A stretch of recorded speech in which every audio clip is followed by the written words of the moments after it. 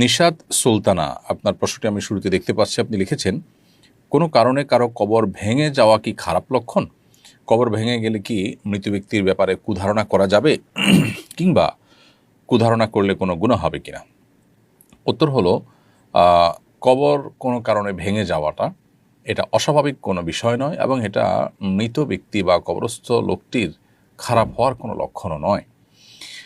আমরা অনেকে মনে করি যে কবর ভেঙে যাচ্ছে মানে কবর তাকে রাখছে না বা কবর তাকে গ্রহণ করছে না, লোকটা খারাপ, সেজন্য এই কথাগুলো একেবারেই অমূলক এবং ধারণাপ্রসূত কথা, এগুলোর কোনো ভিত্তি নেই।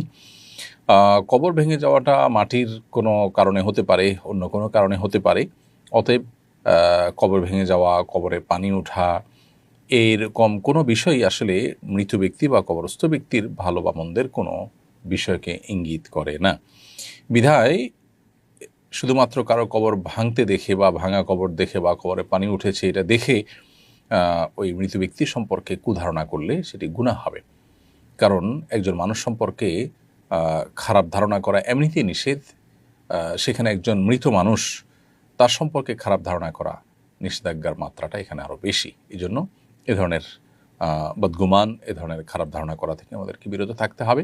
এবং মন গড়া কোনো বিশ্বাসী হওয়া, এটা কোনো ইমানদারের সাথে যায় না। ইমানদার কুসংস্কারের জন্য হতে পারে না, কুসংস্কারে বিশ্বাসী হতে পারে না।